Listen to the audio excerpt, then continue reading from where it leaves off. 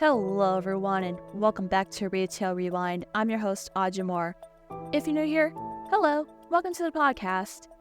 So in my previous episode, towards the end, I mentioned the need to discuss hot topic issues and controversies within the retail industry, such as the need for a livable wage and labor practices and policies of retailers such as unionization. For today's episode, some of the issues I'll be discussing may or not ruffle some feathers among listeners. So without further ado, let's dive into the episode. So first and foremost, it's important to acknowledge that a right to have a livable wage and not be treated like trash should never be a thing of controversy. Unfortunately, in reality is that many workers in the retail industry face difficulties of working conditions and low pay. One of the most pressing and controversial issues that the retail industry faces today is the ongoing debate surrounding minimum wage and living wage. While some argue the minimum wage, which is $7.25 an hour for context, is sufficient enough to sustain a decent standard of living, others argue that it is not enough to support a family or support themselves, and that the living wage is essential. This debate has caused numerous conflicts and disagreements between employers and employees, with many people feeling that they aren't being paid enough for a fair wage for their work. At the heart of this debate is the question of what constitutes a living wage and whether or not employers are responsible for ensuring that their workers are paid enough to live on. Now, as someone who works part-time in retail, my hourly wage is $15 an hour. Don't get me wrong, I'm grateful that I'm paid decently enough, but I will say that it is not nearly enough for me to live on. Big if I were to live on my own or with roommates. For now, until I can obtain a higher paying job after college, living at home with my parent is a feasible living arrangement to help me stay in school while working part-time. Another thing too I want to add on is that when I looked up the MIT Living Calculator, using Travis County as a reference, I was gobsmacked with the comparison of the minimum wage with the living wage and poverty wages.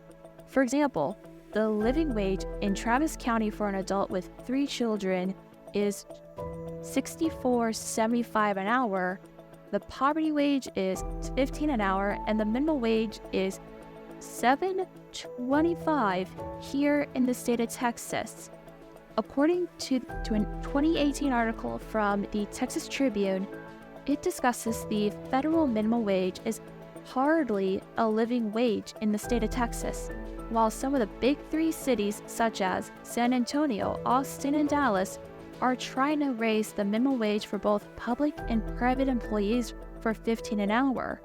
Also, to quote, more Texas workers are opting for another method of increasing their wages, joining labor unions, end quote. From 2016 through 2017, the Texan union membership grew from 4% to 4.7%, the biggest growth in union membership since 1983. Another thing too that the retail industry is facing is a significant challenge in the form of poor labor practices and policies. One of the biggest issues is the lack of unionization among workers in the sector. Without a union, retail employees are often finding themselves with little to no bargaining power and may have to accept unfavorable working conditions, low wages, inadequate benefits too. Unionization can play a very crucial role in enabling workers to negotiate better pay, benefits, and working conditions, thereby ensuring their rights are protected and their voices are actually heard. By joining a union, retail workers can collectively press for changes in labor policies and practices that could have positive impact on their lives and the industry as a whole. For those who don't know, Walmart is one of the biggest union busters in the retail industry. One thing with Walmart is that they are not anti-union, but pro-associate, whatever that means, as I cannot find what the hell that term means. I tried scouring all over the internet for that term, and I came back empty-handed for the definition of pro-associate. So I'm probably going to guess it's just a made-up term just so that they could cover themselves.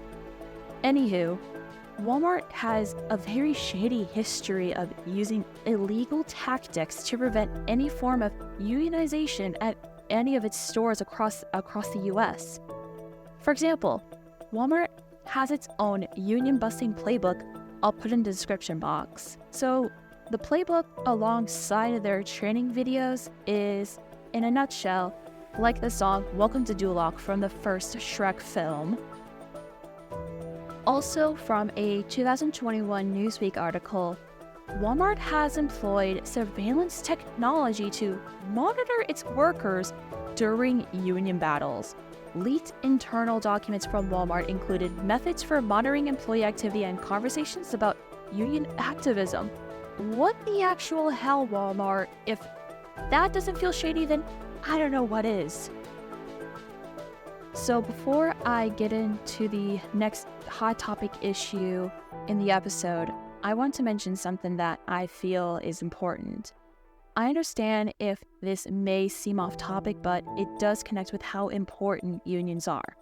I want to mention that one of my relatives was a union member, my late grandfather, Freeman Montfort. He was a union sheet metal mechanic for 60 years before he retired in the 90s. I'll put a picture of him somewhere on the screen to show you what he looks like. He was very pro-union and proud of that. In 2011, at the age of 79, when the state of Wisconsin wanted to pass a very anti-union bill, he called up one of my aunts and cousins who are union teachers to go to the Wisconsin state capitol to protest alongside others.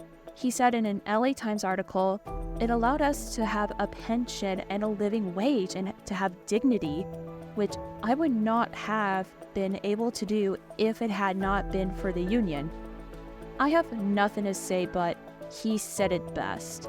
From what I can recall from stories from family members have told me, and especially my mom, my grandfather was able to make an actual living wage during his time working in a union, and he was able to retire comfortably until he passed away from an aggressive lung cancer in 2017.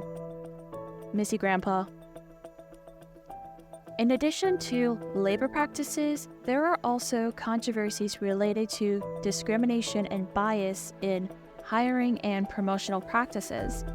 It is important to acknowledge that labor practices are not only an area of concern when it comes to controversies in the retail industry, but there are also issues related to discrimination and bias and the hiring and promotional practices too. Unfortunately, many retailers have been accused of favoring certain groups of people over others, which can contribute to a lack of diversity in the workplace. This can lead to an environment where employees from underrepresented groups feel undervalued and marginalized, which is not only unfair, but can also limit the potential for growth and innovation within the company. For example, the lawsuit case Gonzalez v. Abercrombie and Fitch stores. For context, back in the early to mid-2000s, Abercrombie and Fitch were sued for discriminating against employees of color and steering them to work in less visible jobs rather than on the sales floor, as the retailer wanted to appear classically American. Not only that, but also according to the Legal Defense Fund, Abercrombie refused to hire qualified minority applicants as brand representatives working on the sales floor while discouraging applications from minority candidates. Yikes, Abercrombie. The employees of color were fired for voicing their mistreatment and replaced by white workers. the Legal Defense Fund sued A&F for their discriminatory racial bias and settled for $40 to $50 million.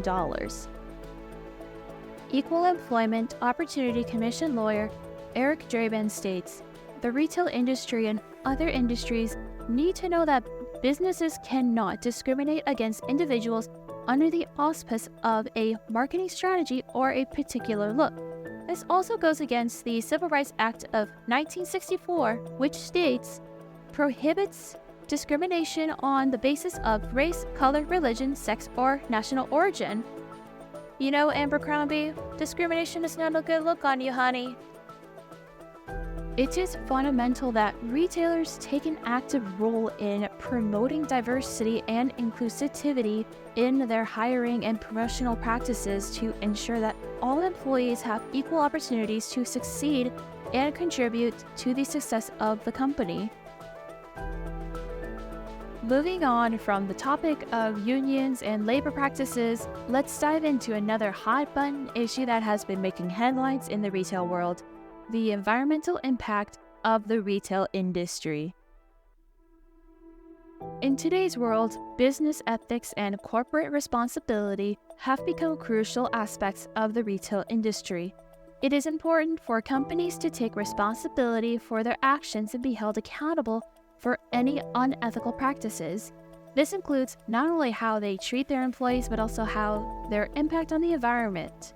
Companies should ensure that their employees are treated with respect and fairness while adhering to ethical standards. Furthermore, they should strive to minimize their environmental footprint by adopting to sustainable practices and reducing their carbon emissions. Retail companies that prioritize business ethics and corporate responsibility are not only contributing to a better future for the planet, but also likely to gain the trust and loyalty of their customers/consumers. Speaking of the environment, the fashion industry has come under fire's negative impact on the planet, particularly in fast fashion. Basically, what fast fashion is stylish and affordable clothing that is often made cheaply and moves quickly from the design to retail stores to meet the latest fashion trends. The fashion industry has been subjected to intense scrutiny due to its harmful consequences on the environment. Retailers such as Forever 21, Shein, Zara, and H&M are the many fashion retailers in the fashion industry of fast fashion. The production of fast fashion involves the use of hazardous chemicals and synthetic materials, which also pose a significant threat to public health and contribute to environmental degradation. These chemicals are often used in dyeing, finishing, and treating textiles, and they're discharged into bodies of water that can have disastrous consequences for aquatic life and the ecosystem. Moreover, the fast fashion industry is notorious for generating massive amounts of waste that ends up in landfills and/or incinerators, contributing to the emission of greenhouse gases and air pollution. The industry's unsustainable production practices have been also linked to deforestation, soil degradation, and water scarcity, exacerbating the effects of climate change. The fashion industry needs to adapt to more sustainable and eco-friendly practices to address these issues. This includes using organic and recycled materials, reducing water and energy consumption, and implementing circular business models that promote reuse, repair, and recycling practices. The fashion industry can play a crucial role in mitigating the impact of climate change and protecting the environment by embracing sustainable practices and promoting ethical and responsible production. In the retail industry, there are various complex issues that require urgent attention and action. One of the most significant concerns is the unfair and unethical labor practices that workers have to endure. Many retailers have been accused of exploiting their employees by subjecting them to long work hours without adequate breaks, paying them below the minimum wage, and denying them basic benefits such as health care and paid leave. For example, Amazon, the largest online retailer, came under fire for mistreating their workers back in 2021. Now, if I remember correctly, I have seen videos online of people who used to work at the Amazon warehouse being punished for having to take a bathroom break or simply sitting down to take a breather. This issue is still ongoing as Amazon got into some trouble with OSHA and the Department of Labor for a lack of workplace safety. From the Department of Labor news release, OSHA started investigating 6 different Amazon warehouses in Florida, Illinois, and New York, where Amazon warehouse workers were at a high risk of low back injuries and other musculoskeletal disorders, as well as the risks they face related to the following: high frequency with which employees must lift packages and other items, heavy weight of the items handled by workers, employees awkwardly twisting, bending, and extending themselves to lift items, and long hours required to complete assigned tasks. Not only just that, but Amazon failed to provide any record of any workplace injuries, as well as 14 record-keeping violations. That's a massively big yikes if you ask me.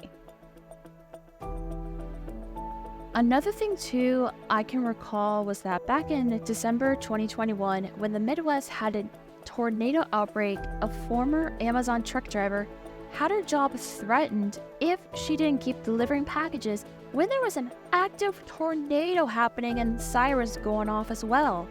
The text messages were obtained by the Bloomberg News, and here's what the conversation reads. 7:08 p.m. Radios have been going off. Okay. Just keep driving. We can't just call people back for a warning unless Amazon tells us to do so. Just relaying in case y'all didn't hear it over there. 7:40 p.m. Tornado alarms are going off here. Just keep delivering now. We have to wait for word from Amazon. If we need to bring people back, the decision will be ultimately up to them. I will let you know if the situation changes at all. I'm talking with them about it now. How about for my own personal safety, I'm going to head back. Having alarms going off next to me and nothing but locked buildings around me isn't sheltering in place. That's wanting to turn this van into a casket. Hour left of delivery time. And if you look at the radar, the worst of the storm is going to be right on top of me in 30 minutes. It was actual sirens.